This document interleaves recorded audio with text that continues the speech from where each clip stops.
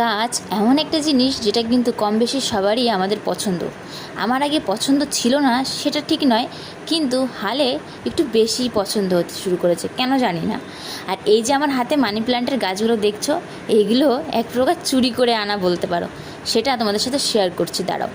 তো আমার কাছে আগে থেকেই মানি প্ল্যান্টের গাছ ছিল, কিন্তু এই যে নিচে নামিয়ে রাখলাম দেখলে বেশি গ্রোথ হচ্ছিল না।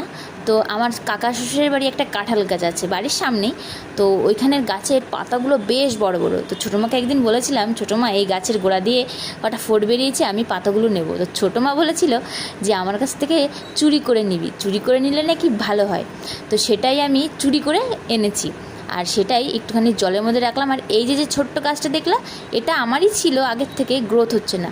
আর কিছুদিন ধরে কেন জানি না ফোনের মধ্যে না শুধু এই গাছ নিয়েই ভিডিও আসে, কী করে গাছ গ্রোথ হয়, কী করে গাছ সুন্দর থাকে।